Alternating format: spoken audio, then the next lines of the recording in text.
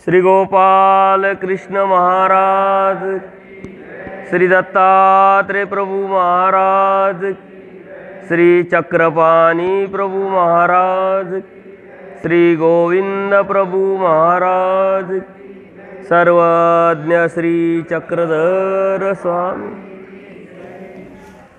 आज पुणे जिल्ह्यातील हवेली तालुक्यातील भावडी गाव या ठिकाणी जे ग्रामस्थ आहे, या ग्रामस्थांच्या वतीनं इथं सत्संग आयोजित केलेला आहे 5 दिवसाचा। परमार्ग सेवक प्रवीणदादा कांबळे आहे, किसनदादा शेटे आहे, त्याचप्रमाणे कदम अण्णा आहे,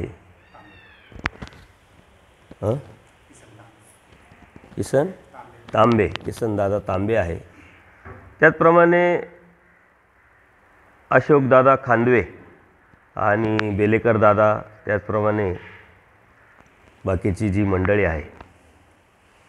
बेलेकर दादांनी मला एकदा असाच यूट्यूबवरती सत्संग ऐकत असताना फोन केला होता की आमच्याकडे कधीतरी येण्याचा योग आणा। म्हणजे तो योग तुम्ही आणायचा असतो, नामधारक वासनिकांनी आयोजन करायचं असतं, आम्ही यायचं असतं। त्यामुळे तशा पद्धतीनं त्यांनी योग आणला आणि याच पुणे जिल्ह्यातील परमार्ग सेवक दिलीपदादा काळे जे आहे ते असेच यूट्यूबवरती सत्संग ऐकून मला जोडले गेले। एकदा भेटायला आले दरी आश्रमात, 2-4 दिवस राहिले। त्यानंतर संभाजीनगरला कार्यक्रम झाला, त्या कार्यक्रमातही त्यांनी पूर्ण वेळ दिला। त्यांचा सेवेचा भाव आहे। आत्ता इथं इटकूर म्हणून धाराशिवकर जिल्ह्यामध्ये कार्यक्रम झाला, ते त्यावेळेस पण माझ्याबरोबर होते। तर त्यांचं आणि यांचं फोनवरती मी जोडून दिलं आणि मग त्यांनी हे सर्व नियोजन केलं। आजच्या या आपल्या कार्यक्रमाला आपल्याला शुभचिंतन करण्यासाठी, शुभाशीर्वाद देण्यासाठी परमपूजनीय परमहंत श्री केशवराज दादा शास्त्री सातारकर, त्याचप्रमाणे परमपूजनीय परमहंत श्री उद्धवराज दादा कपाटे, परमपूजनीय तपस्विनी ज्या ताई आहे कुमोदताई अंकुळनेरकर व मोहनताई तराळकर, हे पण आलेले। यांचं शुभचिंतन, शुभ आशीर्वाद भेटावा ही त्यांना मी विनंती करल। त्याचप्रमाणे या सत्संगामध्ये उपस्थित असलेले सर्व नामधारक वासनिक बंधू आणि भगिनींनो, तुम्ही अनेक सद्भक्त माझे यूट्यूबवरती सत्संग ऐकत असतात आणि त्यातून कधीतरी आपण जोडले गेलेलो आहे। स्वामी श्री चक्रधरांचा हा परिवार पूर्ण भारतामध्ये नव्हे विश्वामध्ये पसरलेला आहे। बोध आणि बोधशक्ती परमेश्वराकडूनच असल्यामुळं परमेश्वराच्या कृपेने ज्या ज्या जीवाची योग्यता पात्रता आहे त्या त्या योग्यते पात्रतेनुसार परमेश्वरांनी बोध देऊन ह्या परिवारामध्ये आपल्याला समाविष्ट करून घेतलेला आहे। हे आपलं अहोभाग्य आहे, आपलं पूर्वकर्माची जोड आहे। परंतु नामधारक वासनिक अवस्थेत आपण असताना आपण उपदेश घेतो, परमेश्वरांनी बोध दिलेला आहे आपल्याला, आणि त्या बोधाच्या पलीकडे जाऊन काहीतरी आहे याची जाणीव मात्र आपल्याला होत नाही। याचं कारण या संसारामध्ये आपण अडकलेलो आहे, या प्रपंचात आपण अडकलेलो आहे। प्रपंच जितका गरजेचा आहे त्याच्या पलीकडे कितीतरी मोठा गरजेचा अध्यात्म आहे, आणि ते अध्यात्म आपल्याला परमेश्वर कृपेने भेटले याची जाणीव ह्या नामधारक वासनिकांना व्हावी म्हणून मी पूर्ण महाराष्ट्रामध्ये जिथं जिथं बोलवतील नामधारक वासनिक तिथं तिथं मी जात असतो। आणि नामधारक वासनिकांना सांगण्याची एक आवड म्हणा, व्यसन म्हणा, परमेश्वर कृपेने साधू संतांच्या सर्वांच्या शुभचिंतनाने लोकांना जोडणं, लोकांना जाणीव करून देणं, अभ्यासाच्या अनुषंगाने त्याला धर्माला जोडणं, हा प्रयत्न माझा सतत असतो। आणि ह्याच प्रयत्नाच्या माध्यमातून परमेश्वर कृपेने आपण जोडल्या गेलो। आपण उपदेशी आहोत म्हणजे नेमकं काय आहोत हे मात्र आपल्याला माहीत नसेल तर आपल्या उपदेश होण्याला अर्थ नाही। एक भ्रम आपल्यामध्ये झालेला आहे। अन्य लोक धार्मिकता करतात, एक संस्कार आहे, परंपरा आहे, भीती आहे किंवा मॉब सायकोलॉजी, गर्दी आहे। काही मंदिरांमध्ये खूप गर्दी असते, मग ते आपण ऐकतो, अन्य लोक ऐकतात की इकडं खूप गर्दी आहे, मग ते देवालय, ते देवस्थान नवसाला पावतं किंवा तिथं आपल्या ज्या बी इच्छा आहे त्या पूर्ण होतात, आशा आकांक्षा पूर्ण होतात, या अनुषंगाने जिथं गर्दी आहे तिथं लोकांची जाण्याची एक मानसिकता आपोआपच तयार होत असते. परंतु आपला धर्म गर्दीचा नाही आहे, भीतीचा नाही आहे आणि परंपरेचा पण नाही आहे. कारण अनेक ठिकाणी मी फिरत असताना अनेक ठिकाणी आपण परंपरा तोडलेल्या आहे. पूर्वश्रमामध्ये खूप कमी लोक आहे की जे परंपरेचे उपदेशी आहेत. वाडवडील उपदेशी होते म्हणून उपदेशी झाले, खूप कमी लोक आहे. परंतु काहीतरी कारण, मग ते दुःखाचं असेल, अडचणीचं असेल किंवा बौद्धिवादी धर्म असल्यामुळे कधीतरी साधू संतांच्या भेटीमुळं चर्चा आणि त्या चर्चेतून परमेश्वराचा धर्म हा आपल्याला परमेश्वर कृपेने भेटलेला असतो, भेटत असतो. ज्यावेळेस पूजनीय माईमभट आणि देवाची पहिली भेट झाली डोमेग्राम येथे, त्यावेळेस पूजनीय माईमभट 18 पुराण, वेद, शास्त्र हे सर्व जाणते होते, सर्व जाणलेलं होतं. परंतु एक ब्रह्मविद्याशास्त्रापासून खूप दूर होते. त्यांची पूर्वश्रमीची काही कणव, या कणवेतून परमेश्वराची त्यांची भेट झाली. ही जी लीळा आहे ही आपल्याला माहीत आहे. त्यांचे पूर्वश्रमीचे गुरु असे सासरे आहे, मामा आहे, जे गणपत आपे यांच्या निमित्ताने परमेश्वराची त्यांची भेट झाली. 18 पुराण, वेद, शास्त्र, भास्कर शास्त्र हे सर्व अभ्यासलेलं होतं. आणि आपोआपच जर आपल्याला थोडंसं ज्ञान झालं, आपल्याला काही समज निर्माण झाला, तर आपोआपच आपल्यामध्ये एक अहंकार निर्माण होत असतो. परंतु दैवराटीचा जे ज्ञान आहे ते अहंकार पुसून टाकतं, आपल्याला बदलायला लावतं, आपल्यामध्ये नम्रता आणतं. परंतु पूजनीय माईमभटांमध्ये खूप मोठा अहंकार निर्माण झालेला होता आणि याचं कारण होतं त्रिगुणात्मक देवतेचं ज्ञान. ज्ञान आहे परंतु देवतेचं आहे. आणि मग त्यांच्या माध्यमातून परमेश्वराची त्यांची भेट होते. देवाने अत्यंत सोपा सरळ प्रश्न विचारला की संस्कृती छेद होईल असं काही आहे का आपल्याकडं, आपल्या ज्ञानामध्ये, आपल्या अनुभवामध्ये, आपल्या प्रचितीमध्ये. त्यांना तो प्रश्न अत्यंत सोपा छोटा वाटला आणि त्यांनी प्रत्युत्तर केलं परमेश्वराला. परंतु परमेश्वराने तेवढ्या संयमाने, शांततेने त्या प्रत्युत्तराचं उत्तर दिलं. पूजनीय बाईसांच्या माध्यमातून त्यांनी जे अडथळे जोडलेले होते ते काढण्याचा परमेश्वराने काढून टाकले. आणि नंतर परत पुन्हा हाच प्रश्न विचारला. त्यावेळेस परमेश्वराने एक स्टेटमेंट दिलं, ते अत्यंत महत्त्वाचं आहे. बाईसांना म्हणतात, जीवाला स्वतःहून ज्ञान संभवेल असं काही आहे काय? संभवत नाही. स्वतःहून कधीच काही आपल्याला भेटत नाही, भेटणार पण नाही. मग कोणते तरी साधू संतांच्या मार्गदर्शनातून आपल्याला भेटेल, आपल्या तळमळीतून, आपल्या प्रयत्नातून आपल्याला भेटेल. आपली इच्छा आणि वासना जर असेल तर परमेश्वर संयोग, योग, साह्य परमेश्वराच्या कृपेने, माया आपल्याला करून देत असते. आणि तसाच आपला हा संयोग परमेश्वर कृपेने निर्माण झालेला आहे. हा स्वामी श्री चक्रधरांचा परिवार साऱ्या विश्वामध्ये पसरलेला आहे आणि तिथं तिथं जाणं शक्य आहे. तिथं तिथं आपण जाण्याचा प्रयत्न करून एक आपली ड्यूटी, एक आपलं कर्तव्य, या कर्तव्याच्या भावनेतून पूर्ण महाराष्ट्र मी फिरत असतो. आत्ताच धाराशिव जिल्ह्यामध्ये इटकूर छोटंसं गाव आहे, तिथं 5 दिवसाचा कार्यक्रम झाला. परंपरेचे उपदेशी, 15,000 लोकवस्तीचं गाव, 40 कुटुंब उपदेशी. परंतु छोट्या छोट्या प्रश्नांचे उत्तरंसुद्धा माहीत नाही, फक्त नावाला उपदेशी. असे अनेक तुम्हाला गावं सांगता येतील, दाखवता येतील. आपणही आत्मचिंतन, आत्मपरीक्षण आणि सीमावलोकन केल्यानंतर आपल्याला ही याच्या व्यतिरिक्त परिस्थिती काही वेगळी दिसत नाही, दिसणार नाही. ही जाणीव होणं धर्माची ही अत्यंत गरजेची आहे. कारण आपल्याला जे भेटलं आहे ते कोणालाही भेटू शकत नाही, भेटणार नाही जोपर्यंत परमेश्वराची आणि त्याची काहीतरी जोड आहे. कळत न कळत त्यांनी केलेली क्रिया आणि ती परमेश्वराच्या स्वीकारात पडलेली क्रिया परमेश्वराच्या बोधाला हा जीव पात्र होत असतो. ही आपोआप होणारी घटना नाही, आपोआप होणारी गोष्ट नाही आहे. कोणीतरी आलं, मग आपल्याला सांगितलं, आपल्याला समजलं, लगेच आपण उपदेश घेतला, अशी प्रक्रियाच नाही आहे. ही प्रक्रिया प्रत्यक्ष परमेश्वराकडून सुरुवात होत असते. कळत न कळत आपल्याकडून अहेतुक बुद्धभजन घडलं आणि ते परमेश्वराने घडवलं, परमेश्वराने स्वीकारलं आणि म्हणून त्या बोधाला आपण पात्र झालो. आणि त्या बोधाला पात्र झाल्यानंतर जेव्हा वेळ येते तेव्हा परमेश्वराने आपल्याला बोध दिला आणि या बोधाच्या माध्यमातून आपण या परमेश्वर भक्तीला लागलेलो आहे.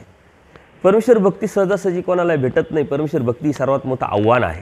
सर्वसामान्य माणूस काय विचार करतो की अरे हे इतकं सोपं आहे का, इतकं अवघड आहे, आपल्याच्यानी होणार नाही, शक्य नाही, असा सर्वसामान्य माणूस विचार करतो आणि दूर दूर राहतो धर्माच्या. थोडासा बुद्धिवादी माणूस काय विचार करतो की धर्म हा एक आव्हान आहे, आपल्या जीवन, आपले हित आपलं भलं होण्याचं एक साधन आहे, त्यामुळे तो थोडासा पुढं सरकतो. परंतु त्याच्याही पुढं जाऊन थोडीशी जाणीवेचा, थोडासा अभ्यासू, थोडासा बौद्धिकवादी विचाराचा माणूस काय विचार करतो, धर्म एक संधी आहे. त्या संधीचं आपण जर सोनं केलं तर आपलं हित होईल, आपलं भलं होईल. अनंत जन्मात अनंत सृष्टीत जन्मवृत्तीच्या फेऱ्यात आपण अडकलो आणि जन्माला येऊन आपण कर्म जोडलं आणि त्या कर्मातून पुन्हा पुन्हा नरकात गेलो. या नरकातून निघण्याची, या जन्मवृत्तीच्या फेऱ्यातून बाहेर पडण्याची सर्वात मोठी संधी आपल्याला परमेश्वराने दिलेली आहे. त्या संधीचं सोनं आपण कसं करावं, त्याचा चिंतन, त्याचा विचार जो करील तो उपदेश आहे, तो दैवराटीचा आहे, तो महानुभव आहे. लक्षात घ्या, विनाकारणच भक्ती करणाऱ्यांची संख्या काही कमी नाही आपल्याकडं, पण इतरां ठिकाणी जशी आहे तशीच आपली पण आहे असं आपण समजत आलो. कारण जर तुम्ही थोडंसं चिंतन केलं, थोडासा सर्वे केला, तर बरेच लोक दुःख आहे, अडचणी आहे म्हणून धर्माला लागलेली बरीच मंडळी दिसेल. सदनता पाहिजे म्हणून बरीच मंडळी धर्माला लागलेली दिसेल. किंवा आजार आहे, प्रॉब्लेम्स आहे, अडचणी आहे, देखोविकी, सांगोसांगी, अशा भक्तीला लागणाऱ्यांची संख्या खूप जास्त आहे. परंतु तेही काही कमी नाही, कारण परमेश्वराला त्या जीवाची जोड आहे आणि त्या जीवाला इकडं आणायचं आहे, बोध द्यायचा आहे. मग येणकेन प्रकारे त्याच्यावर संकट, त्याच्यावर दुःख, त्याच्या प्रॉब्लेम्स, कोणीतरी निमित्त, अशा काही ना काही कारणांनी परमेश्वर आणत असतो. ती सुद्धा एक जोडत असते, आपोआप काहीच होत नाही. कोणत्याही गोष्टीला कारण असतं, कारणाशिवाय कोणती गोष्ट कार्याला येत नाही. तसं आपण परमेश्वर भक्तीच्या कार्याला जे आलेलो आहे, तर त्या कारणातले अनेक प्रकार जरी असले तर अहेतुक भूतभजन हे अत्यंत मुख्य आणि महत्त्वाचं कारण आहे आणि ते परमेश्वराने करून घेतलेले. आपल्याच्याने होत नाही, होऊ शकत नाही. कारण आपण आजपर्यंत ज्या क्रिया केल्या त्या आपण कडेनी केल्या. मला वाटलं मला इथं पंगत द्यायची, मला वाटलं इथं साधू संतांना भजन करायचं, मला वाटलं हे स्थान करायचे, ते स्थानाच्या ठिकाणी काही क्रिया करायची, आपल्याला वाटतं. म्हणून त्या जीवाचा कड आहे, परमेश्वराचा कडेने जो होतं ते स्वीकारात पडतं आणि ते आपल्याला उपयोगी पडत असतं. त्याच्यासाठी लागतो आपला संस्कार पाठीमागचा. त्या संस्कारातून निर्माण होणारी इच्छा, वासना, विधी आणि त्या विधीतून आवड निर्माण होते आणि त्या आवडीतून होणारी जी क्रिया आहे ती स्वीकारात पडत असते. आपण करायचं म्हणून करतो ही गोष्ट वेगळी आणि आवडीतून करतो ही गोष्ट वेगळी.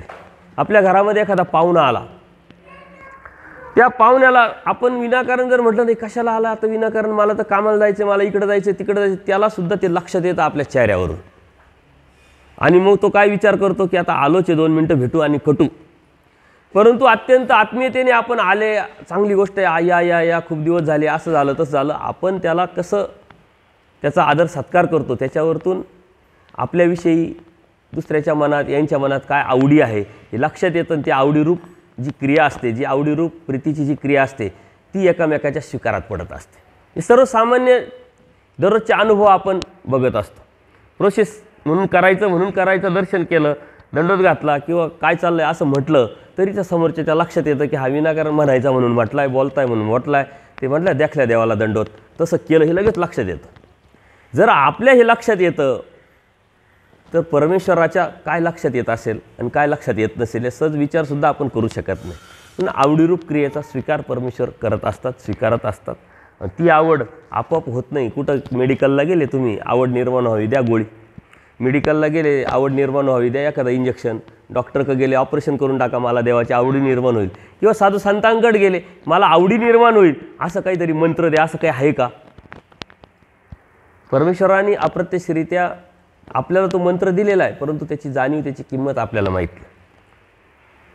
अव्यक्त स्वरूपी परमेश्वराने नामाचा स्वीकार करून व्यक्त होऊन त्याच नामाचा अभिमान घेऊन भक्तांकरवी आपल्यापर्यंत ते नाम आलेलं आहे ना, ते नाम आपल्या आवडीला कारण आहे. नामे वेद, नामे नाही वेद निर्माण होतं, आवड निर्माण होते. नामे वेद नामे बोध, उमट तयार होतं. आता मी जे सांगतोय ते तुम्हाला कळेल त्याची काही गॅरंटी नाही, परंतु देण्याची गॅरंटी परमेश्वराची आहे, तिकडून येणार आहे. नामे वेद नामे बोध. आपल्याला अडीअडचणी येतात, संकट येतात, आपल्याला साह्य पाहिजे तर नामे साह्य आणि नामानेच प्राप्ती होत असते. जर ते नाम इतकं महत्त्वाचं आहे, परंतु ते नाम अत्यंत महत्त्वाचं जरी असलं तर त्या नामावरती जाणं, त्या नामाची किंमत कळून घेणं आणि त्या नामाचं स्मरण करून त्या परमेश्वरापर्यंत ते स्मरण पोचवणं एवढी सोपी गोष्ट नाही. आता मी तुम्हाला सत्संग सांगतोय आणि तुम्ही गाठी वाढताय, काय होईल नेमकं? एक तर ऐकाल, नाही तर स्मरण करा. कारण जीव हा एखादी आहे, एका वेळेस एकच कार्य करतो. मग तुम्ही नेमकं करतात काय याची जाणीव आपल्याला झाली पाहिजे. परमेश्वराने नाम दिलंय आपल्याला कोणाच्या तरी निमित्तातून, परंतु ते नाम घेण्याची बी एक सिस्टम असते की नाही, वेळ असते, पद्धत असते. कोणती गोष्ट एक सिस्टममध्ये केली तर आपण स्वयंपाक करतो बघा, आता माझ्या साऱ्या भगिनी स्वयंपाक करतात, त्या स्वयंपाकाला एक सिस्टम असते. सारं एकत्र केलं आणि टाकलं कढईमध्ये आणि दिला गॅस चालू, होईल का भाजी? नाही होणार. त्याला सिस्टम असते, कोणत्या वेळेस काय करावं, कधी करावं, कधी करावं. तसं नाम घेण्याची बी आपल्याला वेळ परमेश्वराने दिलेली, ती आहे पहाटेची. आपण पहाटे झोपेल राहतो आणि मग सत्संग चालू आहे, बाबाचा ओढतो म्हणी. मग आता ऐकायचं काय आणि म्हणायचं काय? त्याच्यामुळं गाठ्या ठेवून द्या. आता स्मरणाची वेळ नाही, आता ऐकण्याची वेळ आहे. हे आपल्याला समज झाली पाहिजे. कोणत्या वेळेस आपण काय करतो, जीव हा एका वेळेस एकच काम करतो ना, कारण हा जीवाचा धर्म आहे. एखादी पण हे जीवाचा धर्म आहे. ह्या वेळेस या मिनिटाला तुम्ही इथं आहात, ह्या वेळेस या मिनिटाला तुम्ही दुसरे कुठेही असू शकत नाही. आणि पूर्णपणे एकाग्रपणे जिथं तुम्ही असाल तिथं जा. देव करायला गेले, देवच करा अत्यंत एकाग्रपणे. आपण देव करायला जातो, घरचा विचार करतो, किती वेळेत पोचू, याला जे सांगितलंय सांगून आलोय त्यांनी केलंय का नाही माहीत नाही. विडा ठेवत असतो, डोकं टेकवत असतो आणि आपल्या डोक्यात मात्र वेगळेच विचार असतात. स्वीकारात पडेल का? नाही पडणार. देव तर सर्वज्ञ, आपण म्हणतो सर्वज्ञ श्री चक्रधर स्वामी के, सर्वज्ञ म्हणतो. आणि विडा ठेवताना हजारो विचार आपल्या डोक्यात असतात. त्याला माहीत नाही का? त्याला कळत नाही का? आहे की नाही? बरं, विडा ठेवतो आपण कशाच्या तरी उद्देशाने ठेवतो. मग देवाला माहीत नाही की याला अडचण आहे. ज्या मिनिटाला, ज्या घरातून आपण ज्या उद्देशाने निघालो ना, त्या मिनिटाला देवाला समजलं की हा निघाला कशासाठी आणि येणार काय आणि मागणार काय, सर्व माहीत आहे. तरी आपण मागत असतो का? तर आपला परमेश्वर हीच आपलं सर्व काही आहे, सर्वस्व आहे. आपण सांगणं, आपलं बोलणं, आपलं मागणं हा आपला अधिकार आपण समजतो आणि तो आहे पण, तो परमेश्वराने आपल्याला दिला आहे पण. परंतु परमेश्वराने भक्ती का आणि कशासाठी दिली, ही जाणीव आणि बोध कशासाठी दिली, याच्यासाठी दिली आहे का? कनाशीच्या ब्राह्मणाची लीळा आपल्याला सर्व माहिती आहे. कर्मवश्य सकळे पावे. कर्माने जर आपल्याला सर्वच भेटत आहे, मग कर्माने काय भेटत नाही? तो पूजनीय माईन भटांचा तो सिद्धांत परमेश्वराने खोडला आहे. कर्माने त्यांनी काय सांगितलं की ज्ञान होईल, मग वैराग्य प्राप्त होईल आणि मग परमेश्वराची प्राप्ती होईल. इतकं सोपं आणि सरळ आहे म्हटलं, एवढं त्यात सोपं काय? परंतु परमेश्वराने तो कर्माचा सिद्धांत तर खोडला आहे. म्हणले कर्म तर दोन प्रकारचे, नित्यकर्म, निमित्तिक कर्म. नित्यकर्म आपण जे आंघोळ करतो, जेवण करतो, दात घासतो, ते त्या उपयोगाला पडले, कामी गेले.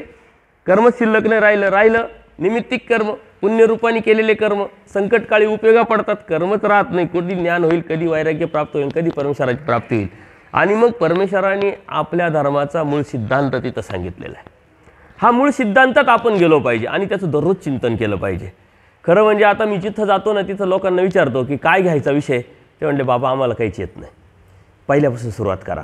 आता पहिल्यापासून सुरुवात करा. प्रत्येक ठिकाणी पहिल्यापासूनच सुरुवात करावं लागते. शेवट कधी होईल हे आम्हाला आमचं माहीत नाही.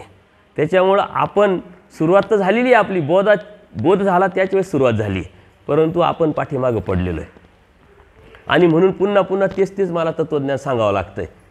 आणि मला एक आशावाद आहे, परमेश्वराची कृपा आहे का हा जो जीव आहे या मूळ तत्त्वज्ञानातून उठेल आणि पुढं सरकेल आणि परमेश्वरापर्यंत पोहोचेल. हा आशावाद परमेश्वरानेच आपल्याला दिलेला आहे. कारण बोध देताच परमेश्वराने आपल्याला प्राप्तीचा एक गॅरंटी दिलेली आहे. अनन्य भावे शरण या, मी तुम्हाला निसंशय मुक्तीला घेऊन जाईल, मोक्षाला नेईल. हे सांगितलं कोणी? देवानी. मग देवाने जर सांगितलं तर आपण अनन्य भावे शरण आलेलो आहे. देवाने सांगितलं ते तर खोटं होऊ शकत नाही. परंतु त्याच्यासाठी आपल्याला काहीतरी क्रिया करावं लागेल ना. आणि आपल्याला क्रिया फक्त एक विशिष्टच क्रिया माहिती आहे, परंतु स्मरण करणं ही क्रिया आहे, अभ्यास करणं ही क्रिया आहे. अभ्यासातून आपल्या जीवनामध्ये ते उतरवणं आणि त्या कृतीवर जाणं ही एक क्रिया आहे. ह्या क्रियेला आपल्याला परमेश्वरापर्यंत नेण्याचं एक साधन परमेश्वराने दिलेलं आहे. परमेश्वराचं ना आपलं अंतर कधी कमी होईल, कशाने कमी होईल याचं जर आपण चिंतन केलं तेव्हा आपल्या लक्षात येईल. म्हणून आपलं मूळ तत्त्वज्ञान आहे ते आपण सतत डोक्यात ठेवलं पाहिजे. आपलं हिंदू धर्माचं मूळ तत्त्वज्ञान काय आहे? हिंदू धर्म आपला मानव संप्रदाय आपण म्हणतो, धर्म म्हणतो, त्याचं मूळ तत्त्वज्ञान काय आहे? त्या तत्त्वज्ञानाला जर आपण समजून घेतलं, जाणून घेतलं, तो पाया जर आपला पक्का असला तर आपल्याला इमारती बांधता येतील. आपल्याला खूप कळतंय, खूप करतोय, वर्ष झाले, 50 वर्ष झाले, 20 वर्ष झाले, 10 वर्ष झाले उपदेश घेण्याला, खूप देवदेव केले बाबा, खूप स्थानं केले, खूप क्रिया केल्या, परंतु जे मूळ तत्त्वज्ञान आहे याच्यापासून आपण जर दूर असेल तर हे करणं वाया जाणार नाही. केली क्रिया वाया जात नाही इथली धर्मातली. परंतु ज्याच्यासाठी परमेश्वराने सृष्टी निर्माण केली, ज्याच्यासाठी परमेश्वराने स्वतः अवतार घेतला, ज्याच्यासाठी आपल्याला बोध दिला, ते प्राप्त होईल का नाही ही मात्र शंका आहे. कारण संस्कार रूपाने आपण ते करत आलो, मागे करत आलो, पुढे करत राहणार. आणि संस्कार आपल्याला परमेश्वर भक्तीला करायला लावत असतात, परंतु परमेश्वर प्राप्तीला मात्र त्याच्यापुढं आपल्याला सरकावं लागेल. ना आपलं मूळ तत्त्वज्ञान आहे पुनर्जन्म. जन्माला येतो मनुष्य, मरतो, मेलेला मनुष्य जन्माला येतो. आणि हे परमेश्वराने श्रीमुखी सांगितलेलं आहे. भगवद्गीतेमध्ये श्रीकृष्ण महाराजांनी अर्जुन देवाला सांगितलं की अर्जुन देवा, तुम्ही म्हणताय आम्ही यांना मारू, का मारू, कशासाठी मारू? बरं तुम्ही नाही मारले तर मरणारच नाही असं थोडी आहे. तुम्ही आत्ता जन्माला आले असं थोडी आहे. तुम्ही मेले कुठंतरी म्हणून जन्माला आले, जन्माला आल्यानंतर परत मरणार आहे. हे चाललं आहे राटगाडं, हे कंटिन्यू चालू आहे. यात तुम्ही आम्ही थांबू शकत नाही म्हटले. आणि परमेश्वराने हा सिद्धांत आपल्याला तिथं सांगितला आहे. अर्जुन देवाला 3 त्यावेळची योग्यता अर्जुन देवाची त्या लेवलची होती. त्यांना शंका होत्या, प्रश्न होते. आणि त्या शंका प्रश्न परमेश्वराने फेडण्यासाठी स्वतः त्यांचे 3 जन्म पाठीमागे दाखवले. देवाने विश्वरूप दाखवलं, तेव्हा त्यांची शंका फिटल्या. आणि स्वामी श्री चक्रधरांनी अर्जुन देवाचा एक गौरवोद्गार काढला. शंकाच फिटत नव्हत्या म्हटल्या. त्यामुळं श्रीकृष्ण महाराजांना अंता स्वीकारून त्या अर्जुन देवाच्या शंका फेडायला लागल्या. आणि मग अर्जुन देव अनन्यभावी परमेश्वराला शरण आले. विश्वरूप दाखवलं. विश्वरूप दाखवल्यानंतर अर्जुन देवाने एकही प्रश्न देवाला केला नाही. आता देवाने सांगावं आणि आपण ऐकावं.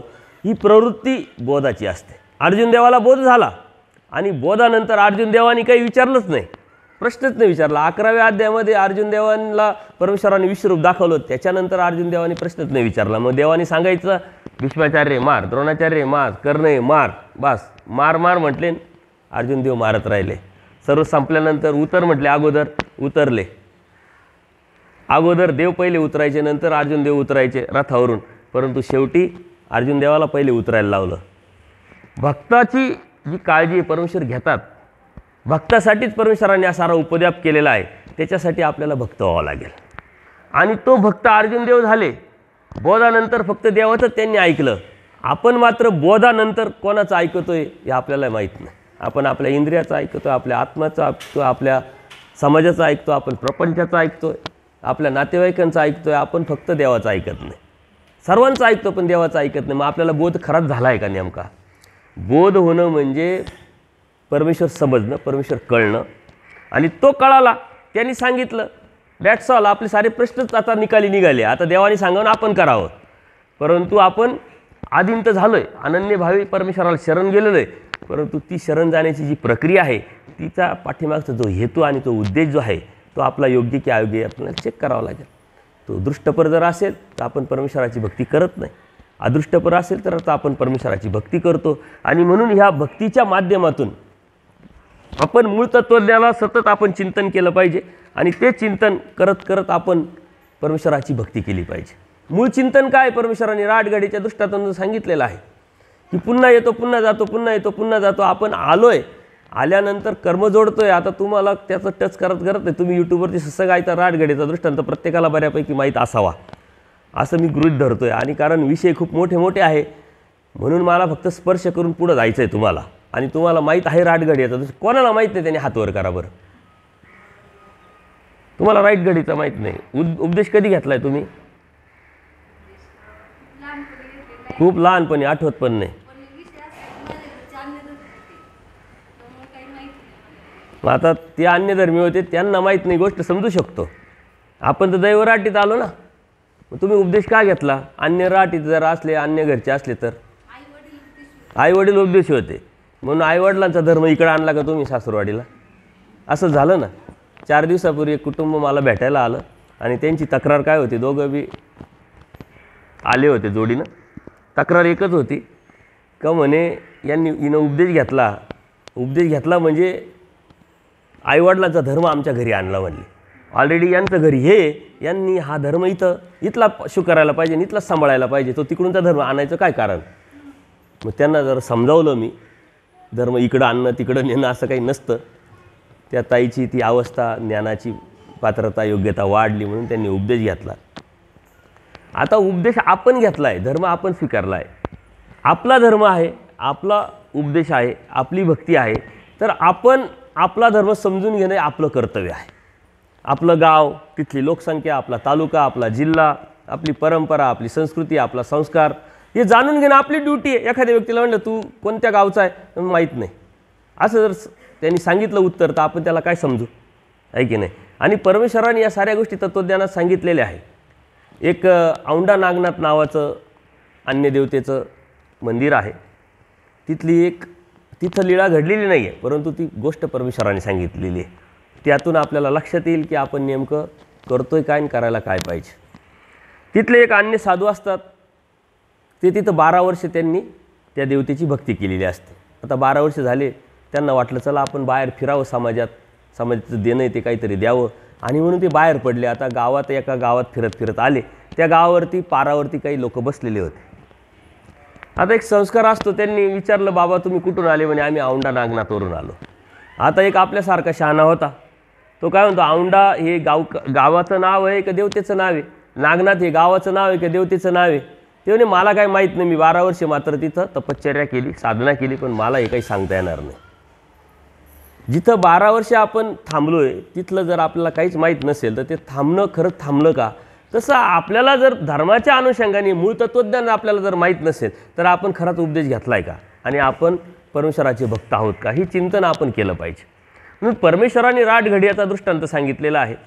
त्याच्यासाठी का पूर्वी इलेक्ट्रिक मोटरी नव्हत्या पाणी काढण्यासाठी, विहिरीतून मोठ असायच्या, मोठ, आणि त्या पाणी काढण्याचं उपसण्याचं एक साधन शेतकऱ्यांनी बनवलेलं होतं. त्यावेळेस ती मोठ खाली जायची, पाण्याने भरल्या जायची, ती वरती यायची, खाली व्हायची, परत खाली जायची, परत भरल्या जायची, असं हे कंटिन्यू चालू होतं.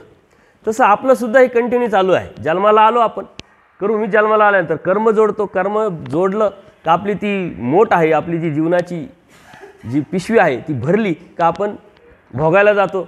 आणि चलद्रूप नरक आहे, स्थावर नरक आहे, आपल्या डोळ्याला दिसणारी 2 नरकं आपण पाहत असतो, पण त्याचा मात्र आपल्यावर काही परिणाम होत नाही. आपल्यावर परिणाम झाला पाहिजे, आणि परिणाम कोणावर होत असतो का ज्याची सद्विवेक बुद्धी जागृत असते. त्याचा परिणाम त्याच्यावर झाला का मग तो धर्माच्या अनुषंगाने शोधतो, पाहतो, ऐकतो, करण्याचा प्रयत्न करत असतो. परमेश्वर म्हणतात जन्माला आल्यानंतर हे सारं भरलं की तू परत भोगायला जातो, ते भोग संपले का परत जन्माला येतो, परत ती पिशी भरते कर्माची, परत भोगायला जातो. हे सारखं चालू आहे. हे थांबवायचं असेल तर भक्ती करायची आहे, आणि ती कोणतीही भक्ती करून उपयोग नाही. आता अन्य लोकसुद्धा करतात, ते म्हणतात मग जर तुमच्या भक्तीनं जर मुक्ती मिळते तर आमच्या भक्तीनं का मिळू नये, का मिळणार नाही? हे त्यांना प्रश्न पडला आहे, त्यात विशेष काहीच नाही. कारण पूजनीय माईम भटांना सुद्धा हा प्रश्न पडला होता. एवढे ज्ञानी असताना सुद्धा ते म्हणतात तुम्ही एके परमेश्वराविनं सांगितले तर मग आम्ही बी करतो ना, इंद्राची करतो, चंद्राची करतो, आम्ही भक्ती करतो, आमच्याच्यानी होत नाही, तुमच्याच्यानी होत, असं कसं काय? आणि मग परमेश्वराने तिथं हद्दीचा दृष्टांत सांगून जीव, देवता, प्रपंच आणि परमेश्वर यातला फरक सांगण्यासाठी देवता आणि परमेश्वर आकाशा वेगळ्या आहे हे सांगितलं. हत्तीचा दृष्टांत तर माहीत असेल ना तुम्हाला, तो माहिती आहे. लाजू नका बरं का, कसं काय हात वर करावा. जर कोणाला माहीत नसेल तर मी सांगेल, आणि माहीत असेल तर पुढं सरकेल, आहे की नाही? म्हणजे आपल्याला तेवढाच वेळ भेटेल. या अनुषंगाने मी विचारतोय का तुम्हाला कमी लेखायचं असं काही नाही. मला खूप ज्ञान आहे, मला खूप अक्कल आहे असंही काही समजू नका. कारण जीव हा परिपूर्ण कधीच कोणीच नाही. पूजनीय आचार्यांना 2-2 देवाचं सन्निधान, श्रीमुखी देवाचं तत्त्वज्ञान, देवांचं बोध असूनसुद्धा त्यांना 12 संधी होते. तेव्हा मला तर 1000 संधी असू शकतात. त्याच्यामुळे मी खूप शहाणा आहे असंही काही समजायचं नाही. हा सत्संग आहे, हा संवाद आहे. सत्संग म्हणजे काय? संवाद आहे. मला जे कळतं ते तुम्हाला सांगावं, तुम्हाला जे समजतं ते मला विचारावं, किंवा त्यातून ह्या आपला एकामेकाला सत्संग घेत परमेश्वराचं आणि आपलं अंतर कसं कमी व्हावं हा उद्देश आहे. त्याच्यामुळे नुसता सत्संग मी सांगेल आणि तुम्ही ऐकाल आणि मग मी निघून जाईल असा विषय नाही आहे. सत्संगातून आपण उठलं पाहिजे, आपल्याला समजलं पाहिजे, कळालं पाहिजे, आणि त्यातून आपल्याला काहीतरी प्रेरणा भेटून आपण त्या रस्त्याला लागलो पाहिजे. याच्यासाठी सत्संग असतो. नुसतंच ऐकायचं, इकडून ऐकलं दुसरीकडून सोडून दिलं याला काय अर्थ नाही आहे. एक मांत्रिक असतो ना, त्या मांत्रिकाला सुद्धा काहीतरी करायचं असेल तर ती योग्य कवटी लागते.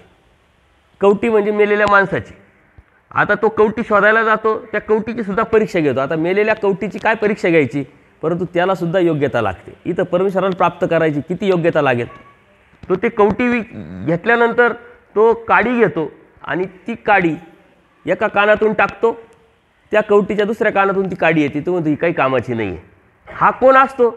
इकडून ऐकलं आणि इकडून विसरून गेला, कानवाथर सोडून गेला, तो काही कामाचा नाही. दुसऱ्या कवटीला त्यांनी घेतलं, काडी इकडून टाकली, ती तोंडातून निघाली, काहीच उपयोगाचं नाही म्हटल्या, ऐकेल आणि बडबड करेल, भकेल कुठे. तिसरी कवटी घेतली, टाकल्यानंतर ती आतमध्ये गेली, म्हणे हा चांगला आहे, ही योग्य कवटी आहे.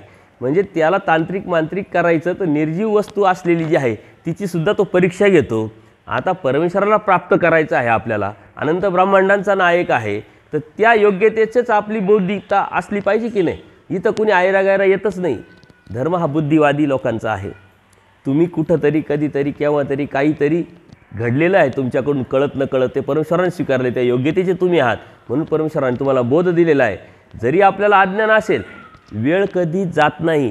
ठीक आहे, 10 वर्ष झाले उपदेश घेऊन, 15 वर्ष झाले, 20 वर्ष झाले, परंतु काल आपल्याला वेळ नव्हता, कळत नव्हतं, कोणी सांगणारं नव्हतं. परंतु आजकाल तर सारी उपलब्धता आहे ना, मग त्याचा फायदा आपण, त्याची संधी आपण म्हणून तेव्हा सुरुवात करायला, कधीही कणकुच करायची नाही. जेव्हा बोध होतो, आपण धर्माला लागलो, संस्कार लागले, त्याच वेळेस आपण त्याग केला, देवता भक्ती सोडली, परमेश्वर भक्तीला लागलो. आणि परमेश्वर भक्तीला लागत असताना, आपण एक निष्ठ भक्ती करत असताना ते संस्कार आपण चिटकून घेतलेले आहे. जरी आपण अभ्यास करत नसेल आणि त्या अभ्यासातून आपण त्या कृतीवर जात नसेल, परंतु त्या धर्माला आपण चिटकून राहिलो, हे बी काही कमी नाही. कारण अनंत जीव आहे आणि अनंत जीवातल्या आपल्याला परमेश्वराने हा आनंद देण्यासाठी, हा बोध देण्यासाठी निवड केलेली आहे. परमेश्वर शोधक, बोधक, द्रावक आहे. परमेश्वराला स्वतःला आनंद देण्याची इच्छा प्रवृत्ती होते, कृपा उपसते आणि मग ते शोधणी करतात. प्रपंच जड, देवता नित्यबद्ध, आणि हा जीव अनादि अविद्ययुक्त जरी असला, अनंत दोष त्याच्यामध्ये असले, तरी हा बोधाला पात्र आहे, योग्य आहे, आनंद देण्याला योग्य आहे. म्हणून परमेश्वराने या जीवाची निवड केली, म्हणजे आपली निवड केली. ही विचारधाराच आपल्याला अत्यंत आनंददायी, कारण परमेश्वराने आपली निवड केली आहे. ह्या विचारात आपण सतत असलो पाहिजे, चिंतनात असलो पाहिजे, त्याचे आभार तर मानलेच पाहिजे, परंतु दुःख केलं पाहिजे की 850 वर्षानंतर जन्माला आलो. परमेश्वर स्वतः पाहायला भेटला नाही, ऐकायला भेटला नाही, परंतु साधू संतांच्या माध्यमातून अप्रत्यक्षरित्या परमेश्वर आपल्याला ते देतोय, अशी भावना निर्माण करून जेव्हा आपण धर्माला करायला सुरुवात करू, तेव्हा ती वेळ आपल्याला पकडता येते. पण आपली इच्छा झाली पाहिजे. आणि सत्संगाचा उद्देश तोच आहे की तुम्हाला आज या मिनिटाला प्रवृत्ती निर्माण झाली पाहिजे, वासना निर्माण झाली पाहिजे, जे गेलंय हातातून त्याचं दुःख निर्माण झालं पाहिजे, जे हातात आहे ते आता हातात जाऊ देणार नाही, याचा निश्चय, याचा निग्रह करण्याची प्रवृत्ती निर्माण होणं म्हणजे सत्संग आहे. नुसतंच मी सांगणं आणि तुम्ही ऐकणं याच्यासाठी सत्संग नाही आहे. अनेक ठिकाणी जाणतो, त्याच उद्देशाने मी सांगत असतो आणि तीच भावना असते. त्याच्यामुळं आपलं जे मूळ तत्त्वज्ञान आहे हेच आहे की परमेश्वराने सृष्टी का निर्माण केली, कशासाठी निर्माण केली, कोणासाठी निर्माण केली. मी समजलं पाहिजे माझ्यासाठी परमेश्वराने सृष्टी निर्माण केली. मी समजलं पाहिजे परमेश्वराने माझ्यासाठी अवतार घेतला आहे. मी समजलं पाहिजे परमेश्वर माझ्यासाठी वाडोवाडी फिरले, परंतु ती योग्यता पात्रता नसल्यामुळं त्यावेळेस मी त्यांना बघू शकलो नाही, पाहू शकलो नाही, त्यांच्या श्रीमुखी मला तत्त्वज्ञान झालं नाही. परंतु माझ्यासाठी घेतला आहे, तर ते पाठीमागचा जो कारण आहे ते फक्त आणि फक्त मी जोडलेले दोष आहे, फक्त आणि फक्त मी निर्माण केलेली माझी अयोग्यता आहे. याचं दुःख जेव्हा तुम्हाला होईल तेव्हा आवडी निर्माण होईल. आवडीतून मग परमेश्वराची तुम्ही छोटीशी गोष्ट जरी केली तरी ती स्वीकारात पडेल. आवडीरूप कोणती गोष्ट स्वीकारात पडत असते, मग एक गाठी बी स्वीकारात पडेल. आणि आवडीरूप न करता तुम्ही 50 गाठ्या केल्या तर त्या स्वीकारात पडत नाहीत, त्याला काही अर्थ नाही. जे बी करायचं ते आवडीरूप करायचं. आणि आवडीरूप ही ज्ञानवाचक आहे. आवड ही ज्ञानाने होत असते. माझ्यासाठी देवाने काय केलं आहे, कशासाठी केलं आहे, त्याचा हेतू काय, मला द्यायचं काय, मला घ्यायचं काय, हा बोध का आणि कशासाठी, ही जी जाणीव आहे, ही जी भावना आहे, ही आपल्यामध्ये निर्माण झाली का मग आपल्याला आवडी निर्माण होत असते. आणि मग त्यातून छोटीशी गोष्टसुद्धा परमेश्वराच्या स्वीकारात पडते. आपण उपर दाखवतो, आवडी नसेल तर एक प्रोसेस झाली, आपल्याला काम आहे, भरायचं ताट आणि देवापुढं न्यायचं आणि ठेवायचं आणि दाखवलं आणायचं, खातो तर आपणच. त्याच्या पाठीमागं जर आवडी नसेल, दुःख नसेल, त्या लीळा आठवत नसतील, ती वेळ आपण जर साधत नसेल, पकडत नसेल, तर त्या करण्याला काही अर्थ नाही. एक प्रोसेस होऊन जाते. म्हणून धर्म ही प्रोसेसचं कारण नाही आहे. धर्म हा ज्ञानाचा विषय आहे, बोधाचा विषय आहे, परमेश्वर भक्तीचा विषय आहे. म्हणून धार्मिकता का आणि कशासाठी करायचं हे पहिले समजून घ्या. आपण धार्मिकता का करतोय? आपल्याला पैसे पाहिजे, मानपान पाहिजे किंवा घरदार पाहिजे, गाडी पाहिजे, कशासाठी आपण धार्मिकता करतो? का देव पाहिजे? देव पाहिजे असेल त्याच्यासाठी जर धार्मिकता करत असेल तर देव मिळेल. परंतु हे साऱ्या भौतिक वस्तू जर पाहिजे असेल, आपल्या धार्मिकतेच्या पाठीमागचा उद्देश जर तो असेल, हेतू तो असेल, ते भेटेल, पण मात्र देव नाही भेटणार. त्याच्या पलीकडे जाऊन जर तुम्ही विचार केला तर मला देवच पाहिजे, तर तिथं देवही भेटेल आणि हेही भेटेल. फायदा आहे का तोटा आहे? याच्यासाठी जर केलं तर देव नाही भेटणार, पण देवासाठी जर केलं तर हे पण भेटणार आहे, म्हणजे फायदाच आहे. याच्यासाठी वेगळं करण्याची काही आवश्यकता नाही. कनाशीच्या ब्राह्मणाला देवाने तर तेच सांगितलं आहे की कर्माने तुला भेटणारच आहे बाबा, पण मी प्रसन्न झालो आहे, तुला काय मागायचं माग. त्यांनी जर काय मागितलं असतं तरी परमेश्वराने काय दिलं नसतं काय? काही पण मागितलं तरी दिलं असतं. ज्ञान, प्रेम हे तर खूप लांब लांब गोष्ट आहे, हे आपल्याला जीवाला सुचणं एवढं सोपं नाही आहे. परंतु त्यांनी खूप मोठी इस्टेट मागायला पाहिजे होती. या जगाचा राजा, या देशाचा राजा असं काहीतरी मागितलं तरी त्यांनी दिलं असतं. ज्ञानप्रेमाचा त्या पलीकडचा विषय, त्याच्यामुळे त्यांनी काय मागून मागून मागितलं? सुनाच्या हातून ताकभात, आणि मग ते सारंच आला प्रोसेस. बायको आली, मग मुलगा आला, मग मुलाला बायको आली, मग शेत आलं, मग गाई दुभते आले, सारंच आलं. परंतु याच्या पलीकडं काय असतं याची जर जाणीव आपल्याला जर नसेल तर आपल्याला देव तरी कसा मागता येईल? आपल्याला देवाकडून देव मागायचा आहे, आणि त्यासाठी आपल्याला परमेश्वराने बोध दिलेला आहे. त्यासाठीच परमेश्वराने सृष्टी निर्माण केली, त्यासाठीच परमेश्वराने अवतार घेतलेला आहे. अवतार घेण्याचा उद्देश फक्त आणि फक्त या जीवाला अयोग्यता जी आहे ती योग्य करायची, योग्यता निर्माण करून परमेश्वराला प्राप्तीला ह्या जीवाला घेऊन जायचं आहे. आणि जर तोच उद्देश परमेश्वराचा आहे, तोच उद्देश आपला जर असेल तर आपलं मॅच होईल ना. दोन मित्र आहे किंवा घरातले कुटुंब आहे, दोघांचे एक विचार आले तर प्रोग्रेस होते, दोघांचे एक विचार आले तर निर्णय होईल. विचारच येत नाही, एक इकडं एक इकडं, निर्णय होणार नाही. ते भिजत घोंगडं तसंच राहील ना. आपला निर्णय होत नाही. परमेश्वराने आपल्याला आनंद देण्याचा निर्णय घेतला आहे, परंतु आपल्याला आनंद घेण्याचा आपला निर्णय झालेला नाही आहे. म्हणून आपल्या भक्तीमध्ये अडचण आहे, खोट आहे. तो निर्णय घेण्यासाठी सत्संग असतो, ती जाणीव निर्माण होण्यासाठी सत्संग असतो. त्याच्यामुळे परमेश्वराने जी धार्मिकता आपल्याला दिलेली आहे, बोध दिलेला आहे, जी परमेश्वराची भक्ती आपण करतोय का आणि कशासाठी, या प्रश्नाचे उत्तर आपण सतत विचारलं पाहिजे. मी स्मरण करतो का करतो? मी स्थान करतो का करतो? आपण क्रिया करतो का करतो? का करतो? मी सत्संग ऐकतो का करतो? कशासाठी ऐकतोय? मी टाईमपास करायचं म्हणून करतोय? भीतीपोटी करतोय? लोक करतात म्हणून करताय? काय करायचं काय? याच्या कारणाचं जर योग्य कारण जर आपण शोधलं नाही तर आपल्याला त्याचं उत्तर योग्य पद्धतीने भेटणार नाही. योग्य पद्धतीने उत्तर नसेल तर आपला पेपरला मार्क पडणार नाही. आपण अभ्यास तर करतोय, परंतु पेपर दिला नाही, आणि दिला तर त्याच्यातही उत्तर व्यवस्थित लिहिले नाही. सोडवणारा तर परमेश्वर आहे, तो दयाळू माळू कृपाळू आहे, तो ग्रेस मार्क देईल आपल्याला. परंतु ते ग्रेस मार्क लिहिण्या इतपत देण्या इतपत तरी आपण काहीतरी लिहावं लागेल ना. आता हे करणं म्हणजे आचार, हे करणं म्हणजे क्रिया आहे, हे करणं म्हणजे आपल्या जीवनामध्ये घडून आणलेला बदल आहे. कारण परमेश्वराने आपल्याला जो बोध दिलेला आहे, आपल्याला परमेश्वर भक्तीला जे लावलेलं आहे ते आत्महितासाठी लावलेलं आहे. आणि आत्महित, आत्मकल्याण या आत्मशुद्धीशी निगडीत आहे. आपली विचारधारा, आपली वागणं, आपलं बोलणं, आपलं राहणं हे कसं आहे त्यावरती बाकीच्या साऱ्या गोष्टी प्राप्त होत असतात. म्हणून आपण आपल्याला प्रश्न विचारले पाहिजे. पूजनीय महादाईसांनी जर प्रश्न विचारले नसते तर एवढं तत्त्वज्ञान आपल्या पुढं आलं असतं का? पूजनीय अर्जुन देवानी प्रश्न विचारले नसते तर एवढी भगवद्गीता आपल्या पुढं आली असती का? देवानी प्रसंग निर्माण करून काही तत्त्वज्ञान सांगितलंय बी, पण प्रत्येक वेळेस प्रसंग निर्माण करायचा आणि मग तत्त्वज्ञान सांगायचं अवघड होतं. प्रसंगानुरूप परमेश्वराने तत्त्वज्ञान सांगितलं, परंतु त्या प्रसंगानुरूप महादाईसांनी हजारो प्रश्न विचारले, पुराणातले विचारले, इकडचे तिकडचे विचारले. आणि त्यामुळे आपल्यातली जी स्पष्टता आहे, आपल्यातली जी एक वाक्यता आहे, आपल्यातली जी पारदर्शकता आहे ती तुम्हाला कुठेही दिसणार नाही. का तर त्या पूजनीय महादाईसा पुराण ऐकून यायच्या, त्या पुराणात अभ्यासू होत्या, आणि ते ऐकून आल्यानंतर देवाला त्या विचारायच्या का देवा पुराणात असं आहे, तसं तसं आहे, हे खरं की खोटं? देव म्हणतात बाई आता मी येथून सांगतो तुम्हाला काय खरं आणि काय खोटं. आणि त्याच्यामुळं आपल्याकडे प्रत्येक प्रश्नाची उत्तर आहे, पण आपल्याला प्रश्न पडत नसेल तर ते उत्तर आपल्याला कसे काय असतील? आपणच का उपदेश घेतला आपल्याला माहीत नसेल तर ते प्रश्न आपल्याकडे कसे काय असतील? आणि म्हणून आपल्यामध्ये संभ्रमावस्था, कन्फ्युजन, द्विधा मनस्थिती हे महानुभावांचं लक्षणच नाही. स्टेट फॉरवर्ड, स्टेट आपलं ध्येय क्लिअर दिसलं पाहिजे, आपला उद्देश क्लिअर असला पाहिजे, आपली भक्ती का आणि कशासाठी आहे, आणि ते करण्यासाठी परमेश्वराने कोणते साधनं दिलेले, त्या साधनाच्या माध्यमातून आपल्याला ते प्राप्त करायचं, आपल्याला ते मिळवायचं आहे. ही मनाची निश्चयात्मक जी बुद्धी आहे ती आपल्याला परमेश्वरापर्यंत घेऊन जाणार आहे. म्हणून मूळ तत्त्वज्ञानाच्या व्यतिरिक्त आपल्याला धर्माचा पाया जो पक्का आहे तो करता येणार नाही, आणि तो पाया पक्का नसेल तर आपल्याला इमारत पण बांधता येणार नाही.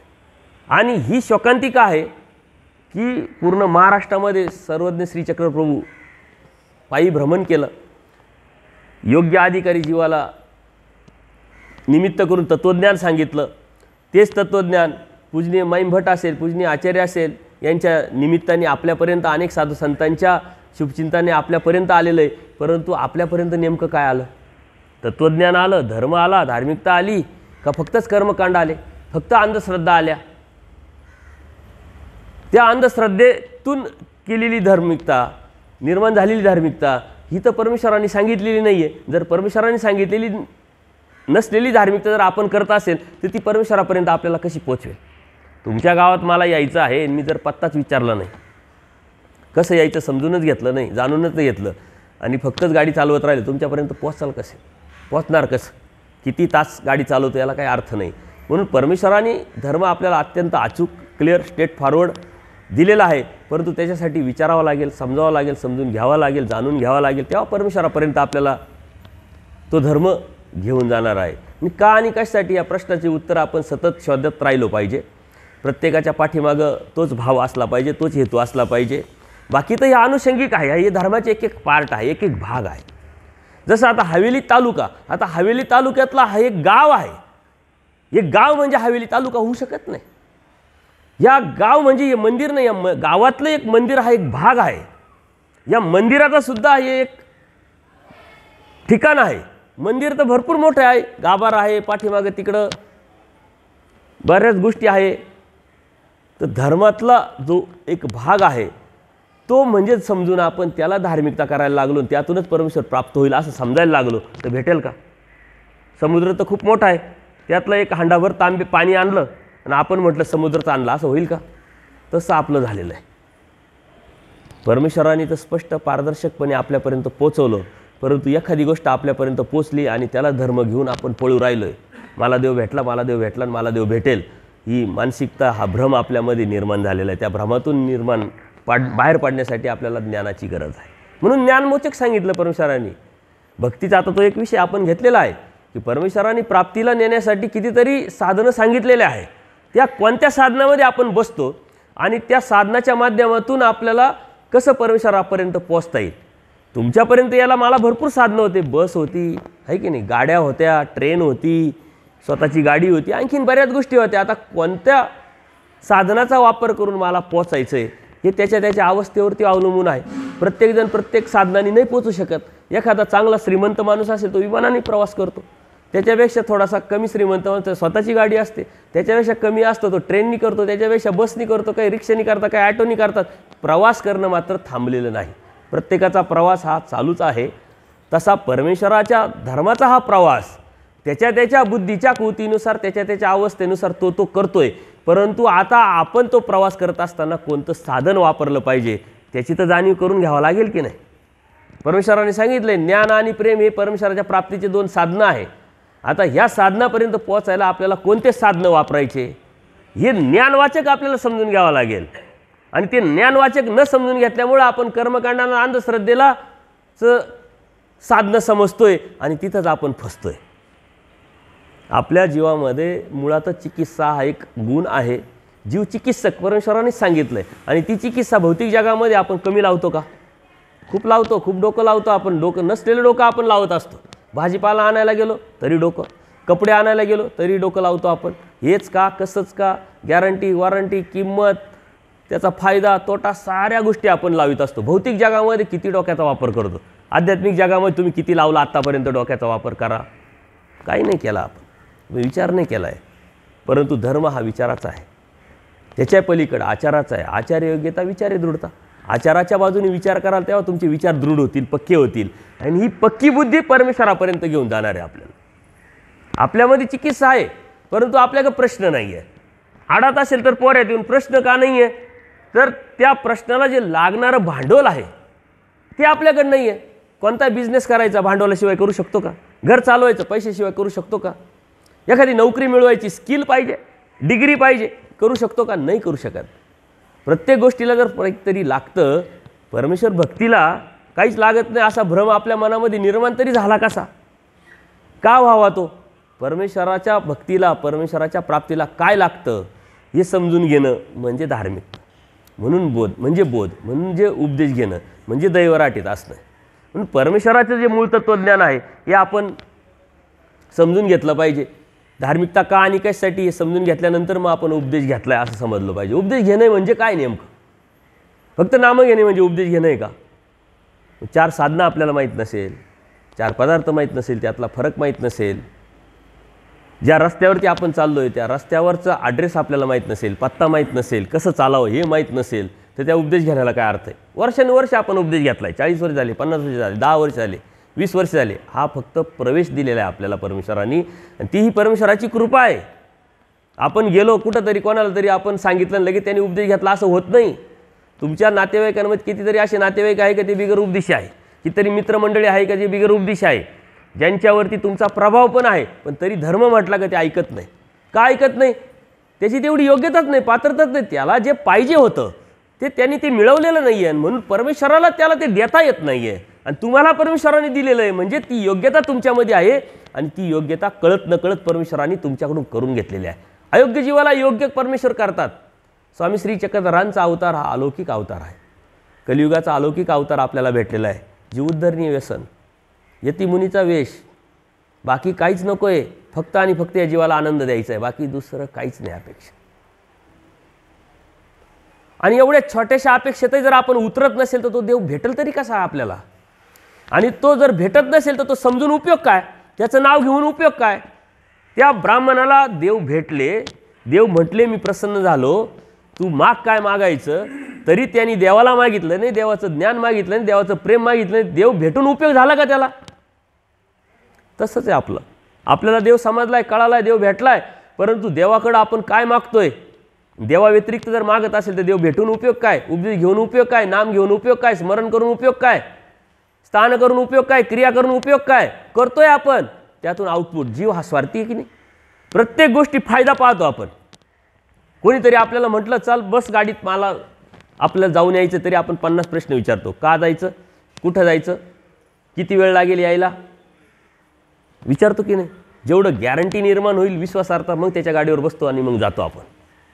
हे का करायचं आणि कशासाठी करायचं, काय मिळवायचं, हे प्रश्न जर आपल्याला पडत नसतील तर आपण उपदेशित नाही, आपण धर्माचे नाही, आपण परमेश्वर भक्तीचे नाही. फक्त आपल्याला भ्रम, एक मानसिकता निर्माण झाली. आम्ही कपडे घातले आणि आम्ही म्हटलं आम्हाला देव भेटल. हाही आमचा भ्रमच आहे, हाही आमचा भ्रमच आहे. तुम्ही तुमच्या भ्रमातून तुटले पाहिजे आणि आम्ही आमच्या भ्रमातून तुटलो पाहिजे. हा भ्रम जो आहे तो परमेश्वराच्या धर्माला अडसर आहे, परमेश्वराच्या प्राप्तीला अडसर आहे, आणि हा भ्रम आहे अज्ञानवश. त्याच्यामुळे उपदेश का घेतलाय, कशासाठी घेतला, या प्रश्नाचं उत्तर आपल्याकडे असलं पाहिजे. तुम्ही प्रवास करत असताना नाही आम्ही उपदेशी आहोत, आम्हाला हे चालत नाही, आम्हाला ते चालत नाही, आमचा देव असा, तुमचा देव तसा, यामध्ये सारा धर्म आपण क्रिटिकल करून टाकलेला आहे, क्रिएट करून टाकलेला आहे. आपला बाजूचा माणूस आपल्याला अनुकूल करता येत नाही, आपल्याला त्याला सांगता येत नाही, जर आपल्याला समजला नाही म्हणून आपल्याला सांगता येत नाही. धर्माची अनुकूलता निर्माण करणे आपलं काम आहे. त्याच्यासाठी आपल्याला धर्म समजणं गरजेचं आहे. देव काय तुमचाच आहे, देव काय त्याचा नाही असं आहे का? परमेश्वराने सिद्धांत सांगताना एक परमेश्वरविनं सांगितलं पूजनीय माईम भटांना. मग तो एक परमेश्वरापर्यंत आपण पोचलो हे आपलं अवभाग्य आहे, परंतु तो पोचलेला नाही आहे त्याचं दुर्भाग्य आहे. त्यालाही पोचता येणार आहे. त्याच्यासाठी परमेश्वराने सृष्टी निर्माण केलेली आहे, त्याच्यासाठी परमेश्वराने अवतार घेतलेला आहे. त्याच्याही कळत नकळत क्रियेचा परमेश्वर स्वीकार करणार आहे. कारण परमेश्वर या सृष्टीमध्ये अनंत जीव जरी असले तर प्रत्येक जीवाला ज्ञानपाळी फिरवतात. याचा अर्थ एखाद्याचा बोध होऊन गेलेला असेल, एखाद्याचा बोध येणार असेल, म्हणजे ज्ञानपाळी जर सर्वांनाच फिरवतात तर तुमच्या बाजूवाल्याकडे पण ज्ञानपाळी येणार नाही काय? आपण पंक्तीला जेवायला बसलो, आपण बसलेलो असतो कुठंतरी कोपऱ्यात, आपल्याला टेन्शन आहे का कोपऱ्यात बसायचं? आपल्याला गॅरंटी येणारच आहे, पाळी येणारच आहे, तो वाढत वाढत येणारच आहे. मग आपण टेन्शन नाही घेत का? कोपऱ्यात बसलेला असेल तरी आपल्याकडे येणार आहे ना, आपण जेवणार आहे. तसं त्याच्याकडे येणार ही भावना आपल्याकडे जोपर्यंत निर्माण होत नाही तोपर्यंत परमेश्वर सम जीव विषम ही समानता आपल्यामध्ये काय निर्माण होईल? आपण तर तुझं माझंच करत आलो, तुझा देव माझा देव, तुझं असं माझं असं, तुमचं तसं आमचं तसं. ही परमेश्वराला प्राप्त करायचं आहे तर आपल्याला परमेश्वराच्या साजेत्य व्हावं लागेल. परमेश्वर तर होऊ शकत नाही, परमेश्वर व्हायचंही नाही आपल्याला, पण साजेत्य तर व्हावं लागेल की नाही. तुम्हाला एखाद्या आमदाराबरोबर दोस्ती करायची, होईल का दोस्ती? जर आमदाराबरोबर दोस्ती करायचीच असेल तर तुम्हाला राजकारणात प्रवेश करावा लागेल, त्या पक्षाचा कार्यकर्ता व्हावं लागेल, एखादं पद स्वीकारावं लागेल. मी तुमच्या किती कामाचा आहे हे दाखवावं लागेल, तेव्हा आमदाराची तुमची दोस्ती होईल. परमेश्वराला आपल्याला प्राप्तीला न्यायचं आहे आणि परमेश्वराला आपल्याला प्राप्तीला करायचं आहे. आता तिथपर्यंत जायला तर ती लेवल तर गाठावं लागेल की नाही, ती अवस्था तर आपल्याला प्राप्त करावं लागेल की नाही. मग ती अवस्था कशाने निर्माण होईल? विड्याने होईल, क्रियेने होईल, स्थानवंदनाने होईल, म्हणून कशाने? याचा तर विचार आपण केला पाहिजे. हे तर योग्यता निर्माण करण्याचं साधन आहे. एखादा मुलगा तुम्ही शाळेत घातला, तुमचा मुलगा तुम्ही शाळेत घातला, पहिलीत गेला आणि डायरेक्ट डिक्लेअर केलं का आपण आता झाला कलेक्टर, झाला झाला IPS, डिक्लेअर करू शकतो का? नाही करू शकत. आता त्याच्या अभ्यासावरती, त्याच्या कष्टावरती ती अवलंबून असेल तो IAS होईल का, IPS होईल का, राजकारणात जाईल का, गुंड होईल का, आणखीन काही उपद्व्याप करील, काही सांगू शकत नाही. परंतु तो होणारच नाही याची काही शाश्वती आपण घेऊ शकत नाही. कारण प्रत्येक कलेक्टर, प्रत्येक IAS ऑफिसर, प्रत्येक IPS ऑफिसर हा पहिलीत गेलेला आहे आणि म्हणून आपण यालाही पहिलीत घालतोय आणि स्वप्न मोठं पाहतोय. तसं परमेश्वराने तुम्हाला उपदेश देऊन, बोध देऊन प्रवेश दिलेला आहे. शाळेत तर तुम्ही आलेले, कैवल्याच्या शाळेमध्ये, कॉलेजमध्ये तुम्हाला परमेश्वराने ॲडमिशन दिलेलं आहे, ते बी निःशुल्क दिलेलं आहे. निःशुल्क. काही फी भरली का तुम्ही? काहीच नाही. जी भरली आहे ती परमेश्वराने स्वीकारली. ते म्हटले काय हरकत नाही, तू तर आपल्याला माहीतच नाही कोणती क्रिया केली, आपल्याला माहीत नाही ही क्रिया स्वीकारात पडली, आपल्याला माहीत नाही. आपण ज्या क्रिया करतो कोणत्या स्वीकारात पडतात, किती उपयोगी लागतात, आपल्याला माहीत असतं का? नाही माहीत असतं. जर आपल्याला बोध झाला याचा अर्थ कोणती तरी क्रिया स्वीकारात पडली, पण कोणती क्रिया स्वीकारात पडली तुम्ही सांगू शकता का? नाही सांगू शकत. मग याचा अर्थ काय की आपण फक्त क्रिया करत राहिलो संस्कारामुळं, परंतु परमेश्वराने कोणती तरी क्रिया स्वीकारली आणि आपल्याला बोध दिला आहे, म्हणजे निःशुल्क आपल्याला प्रवेश दिलेला आहे. निःशुल्क प्रवेश दिलेला आहे म्हणून आपल्याला किंमत नाही. आपल्याला बोध झाला आहे, आपला देव धर्म कळाला आहे, सर्व कळालं आहे. दररोजचे पेपर वाचा तुम्ही, टीव्या बघा, किती भाग्यवान आहे आपल्याला कळेल. 4 दिवसापूर्वीची एक घटना घडली. कुठं ते गाव हादरस का काय?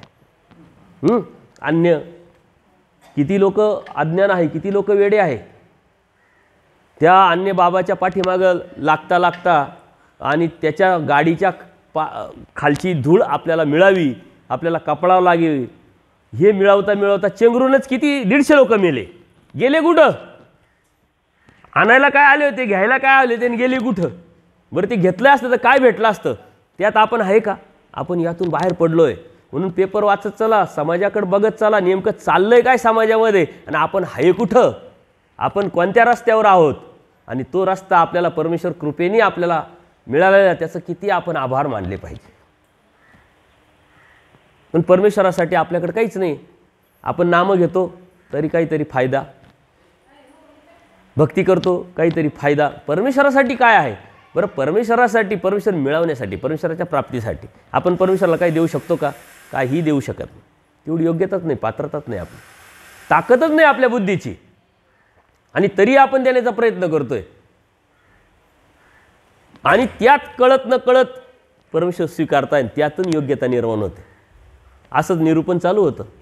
देव म्हणतात या जीवाला परमेश्वर प्राप्त होऊ शकत नाही, त्याची ताकदच नाही या ज्या परमेश्वराला प्राप्त करण्याची. कारण तो प्रत्येक जीव कोणत्या ना कोणत्या दोषामध्ये अडकलेला आहे. जीव दोषाचा आळ आहे. जीव हाच एक दोष आहे, तो निर्दोष होऊ शकत नाही, परमेश्वराला तो प्राप्त करू शकत नाही. निरूपण संपलं. पण आचार्यांना खूप दुःख झालं. जर देव प्राप्त होत नसेल तर जीवन काय कामाचं, काय उपयोगाचं, कशासाठी दुःख करायला लागले? त्या देवाला कळवळा आला, दयाळू माळू कृपाळू परमेश्वर. त्याच्याजवळ गेले, म्हटले त्यांच्याजवळ गेल्यानंतर का रडताय तुम्ही? रडल्याने देव होईल काय? कपाळ फोडल्याने देव होईल काय? देव ज्याने होईल त्या परीनेच होईल. आणि तिथं आम्ही सांगितली अयोग्य जीवाला मी योग्य करतो. कारण प्रत्येक जीव कशाच्या तरी दोषामध्ये अडकलेला आहे. मी अडकलोय, तुम्ही अडकले, सारे अडकलेले. आपल्याला निर्दोष व्हावं लागेल ना. आणि ते निर्दोष आपण नाही होऊ शकत, तो परमेश्वर करतोय. परमेश्वर तर सारं त्यांनी कॉन्ट्रॅक्टच घेतलं आहे आपलं. परंतु थोडासा प्रयत्न आपला, थोडीशी वासना आपली, थोडंसं ज्ञान आपलं, तो आपला कड असला पाहिजे की मला देव हवा. नुसतं तुम्ही म्हटले ना मला देव हवा तरी ते कडसुद्धा परमेश्वर स्वीकारतात. परमेश्वराचा कॉम्प्युटर खूप मोठा आहे पण आपली ती कडच होत नाही, इच्छाच होत नाही.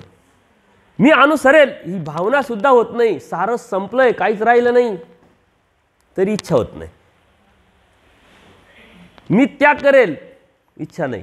मला परमेश्वराला प्राप्त करायचे अशी मानसिक इच्छासुद्धा होत नाही. त्या वाचिक इच्छेचा विषयच येत नाही. आम्ही कपडे घातलोय पण आम्ही कपडे घालू नये बी आम्हाला देव पाहिजे असा म्हणणारा एखादा विरळा नांदे. आणि आम्ही बी परमेश्वर प्राप्तीसाठी त्या हेतूनी त्या उद्देशाने जर इकडं आलेलो असेल तर आम्हाला भेटेल. उद्देश कोणता आहे, हेतू कोणता आहे, ध्येय कोणतं आहे तिथपर्यंत तुम्हाला पोहोचवणार आहे. त्याच्यामुळं का आणि कशासाठी आहे प्रश्न निर्माण करत चला. आज आपला या सत्संगाचा पहिला दिवस आहे, पहिलं सत्र आहे. सकाळी 10:30 ते 11:30 हे सत्र होईल. कारण टायमिंग तुम्हाला पत्रिकेत वेगळा गेला होता परंतु काल जे आयोजक आहे यांच्याशी चर्चा केल्यानंतर 10:30 ते 11:30 झालं किंवा लगेच आरती होईल, उपार होईल, जेवणं होतील, तो टायमिंग बरोबर मॅच होईल. दुपारचं जे सत्र आहे ते सत्र 3:30 ते 4:30 आपण घेऊ.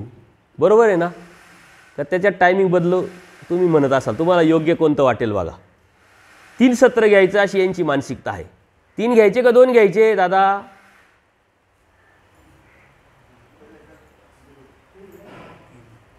3 घ्यायचे.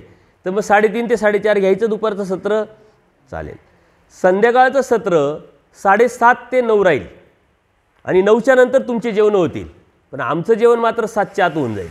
तुम्ही आरती करून घ्या, तुमचं काय असेल ते शेड्यूल त्याप्रमाणे चाला. आम्ही जेवण करू, 7:30ला सत्र चालू करू, 9ला संपू, मग तुमचं जेवणं करा, आम्ही निघून जाऊ. माणूस आता तुम्ही पहिल्याच वेळेस खूप मोठ्या संख्येने आलेले आहात पहिल्या सत्राला. चांगली गोष्ट जमेची बाजू आहे. कारण माझा अनुभव असा असतो का मी गेलो का 1-2 माणसं राहतात आणि मग व्हिडिओ जायला लागले का मग गर्दी होते. परंतु आता इथं उलटंही व्हायला नको. पहिल्या वेळेस खूप गर्दी आहे, नंतर मग तर ते अनुभवाने ती कळेल. परंतु हरकत नाही. इथं जे आहे इथं क्वांटिटी नाही पाहिजे, आपल्याला क्वालिटी पाहिजे, आहे की नाही? इथं एक माणूस असला तरी टायमिंगमध्ये सत्र चालू होऊन जाईल, टायमिंगमध्ये संपेल. 10 असले तरी मंदिर भरलंय तरी आणि कोणीच नसलं तरी मीच मला सांगायला सुरुवात करेल.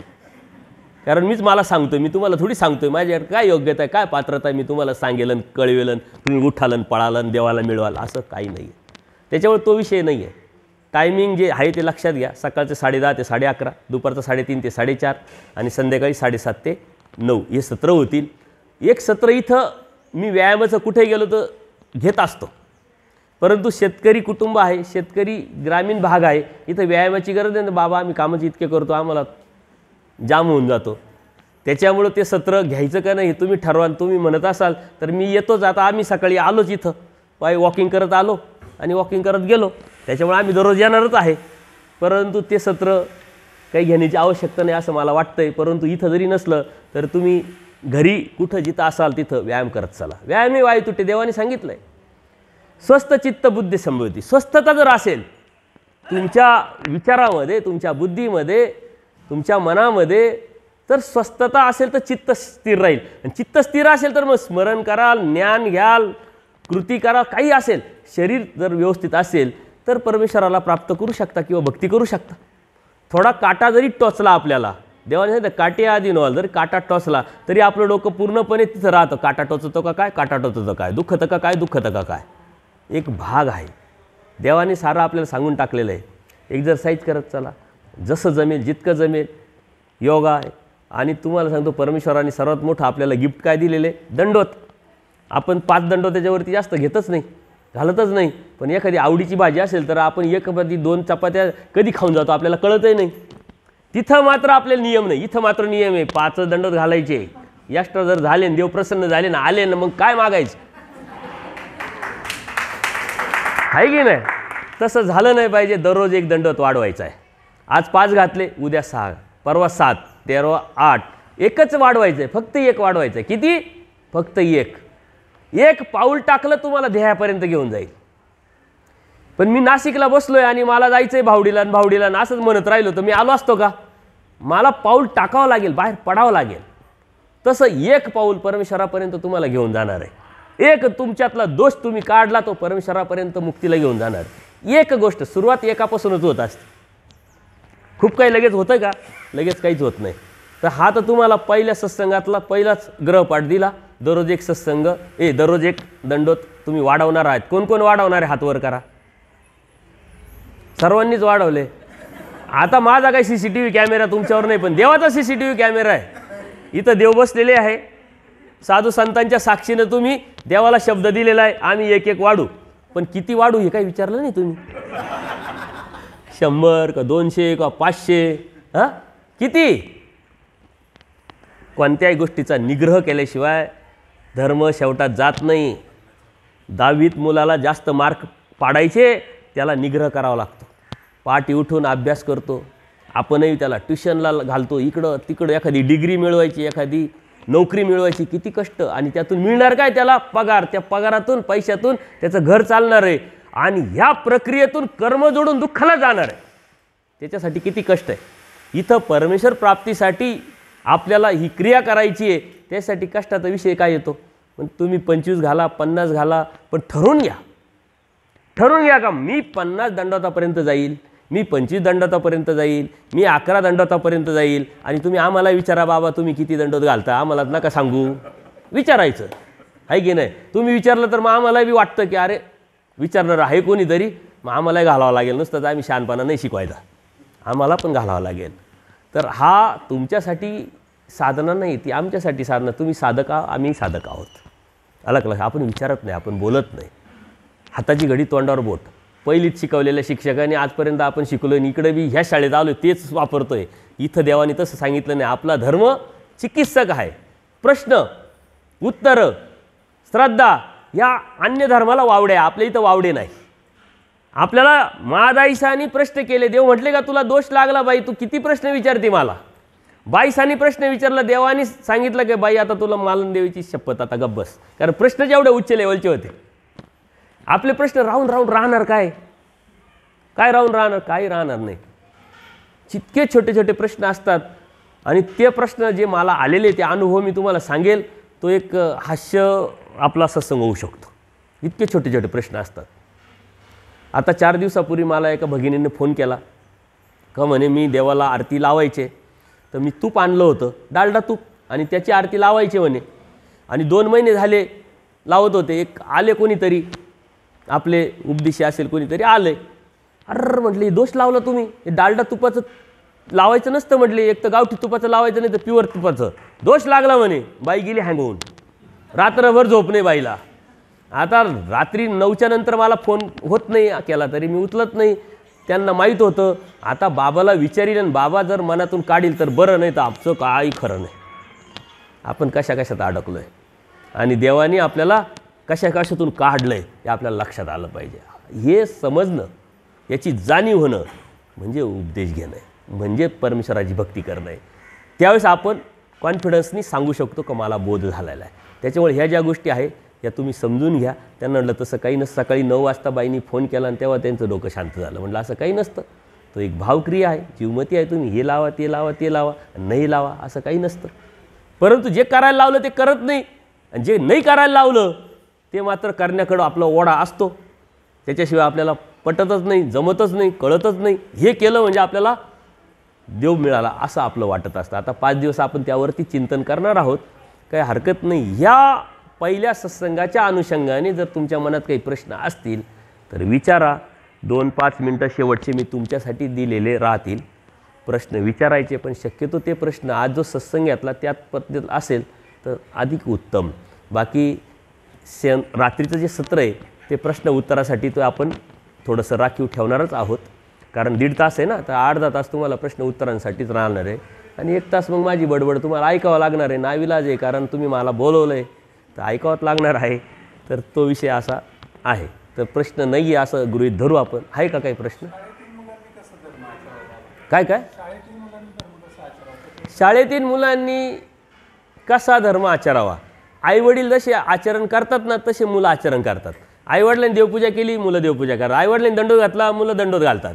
आईवडील स्मरण करायला बसले का तो म्हणतो पप्पा पप्पा हे तुम्ही काय करताय मलाही द्या.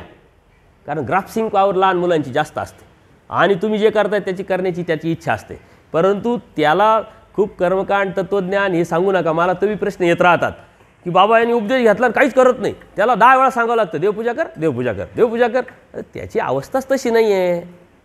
तुम्ही मग छोट्या मुलांच्या देवानीच्या सन्निधानात असलेल्या ज्या लीळा आहे त्या लीळा सांगा, गोष्टी रूपात सांगा. छत्रपती शिवाजी महाराज कसे काय घडले, जिजाऊ मातेने काय सांगितलं आहे की इतिहासातल्या कथा सांगितल्या.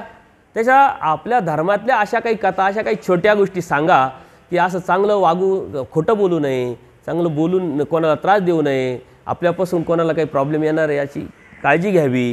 हे ते नैतिक मूल्य त्याला शिकवा, तोच धर्म आहे. आपल्या डोक्यात काय माहिती का धर्म हे आपल्याला लक्षात आलेलं नाही. नैतिक मूल्य हेच आपलं धार्मिकता, हीच आपली धर्मसुद्धा आहे. ते नैतिक मूल्य त्याला शिकवा. सकाळी संध्याकाळी देवपूजा करून गेल्याने काय होईल, फायदा काय होईल. नामस्मरण, शेवटचं नाम तू स्मरण करत करत जा बाबा.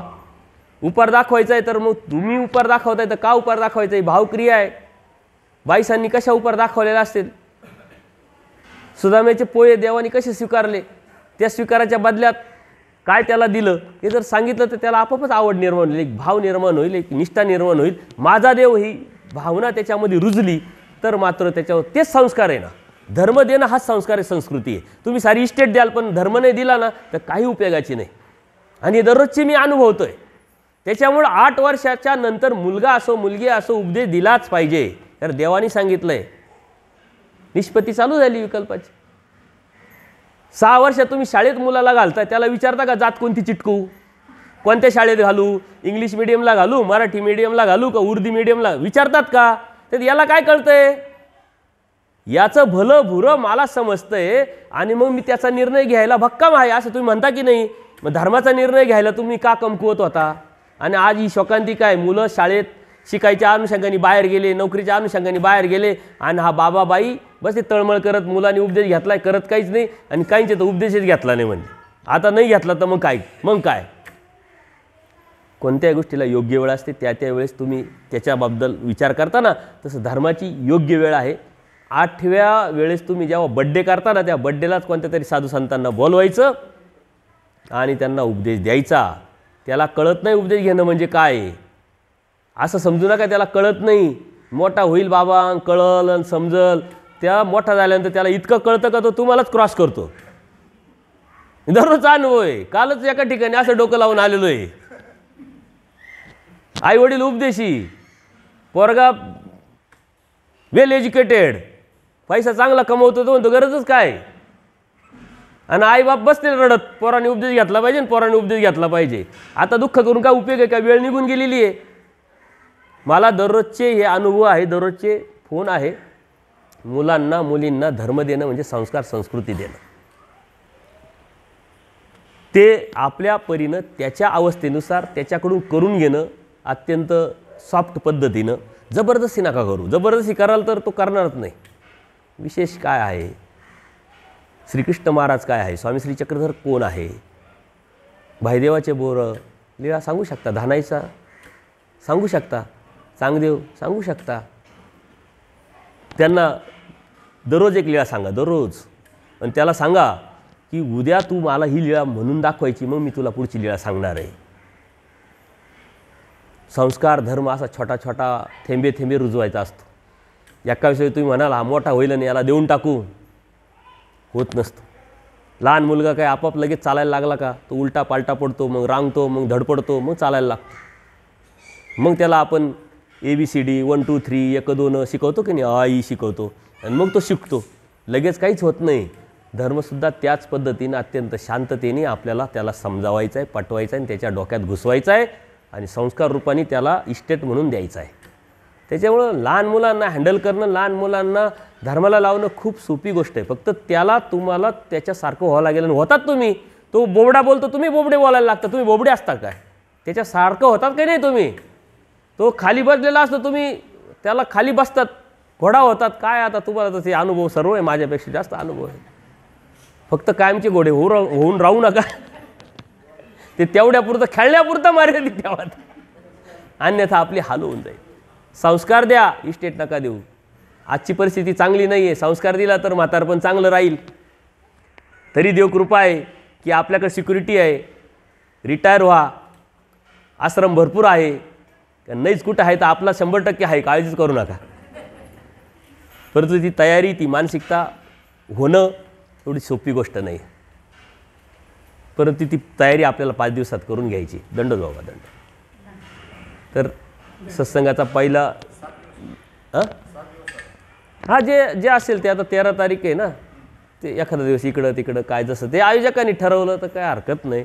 आयोजक म्हटले तुम्ही कायमचे राहा बाबा, आम्ही कायमचे येऊ, काही अडचण नाही. पण ते म्हणणार नाही, ते म्हणशील 13 तारीख आज किती आहे, 7 8 मोठं म्हण जाऊ द्या बाबा एकदाचे, मग आम्हाला कामं कोण करेल बाबा, तुम्हाला काय, तुम्ही सोडलं आहे सारं. हां, आम्हाला सोडायचं आहे, पण आम्ही काय सोडलं आहे, आम्ही प्रश्न विचारला पाहिजे आम्हालाच, आम्ही काय सोडलं आहे काय धरलं आहे, आहे की नाही. प्रत्येकाचा प्रश्न जे तुम्हाला सांगतो आहे ना, तीच गोष्ट माझ्या बाबतीतसुद्धा लागू पडते, हे लक्षात घ्या. त्याच्यामुळं काही नाही, तर होईल पुढं. दुपारचं सत्र 3:30ला आहे, लक्षात घ्या. टाईम टू टाईम या, वेळेत या, वेळेत जा. इथं राहणारे त्यांची व्यवस्था केलेली आहे आयोजकांनी, जे जाऊन येऊ करू शकता अतिउत्तम. म्हणजे सकाळी आले ते जर म्हटले आता जाणं येणं अवघड आहे तर दिवसभर राहा, संध्याकाळचं सत्र करून जा, जसं तुम्हाला जसं योग्य असेल, नियोजन असेल. आणि जरी तुम्हाला सत्र करता नाही आलं तर हे सत्संग यूट्यूबवरती आपल्या रेकॉर्डिंग करून एखादं जर टळलं तर ते ऐकून घ्या, म्हणजे ती लिंक आपली बरोबर लागेल. सर्वज्ञ श्री चक्रधर स्वामी की दंडवत हो.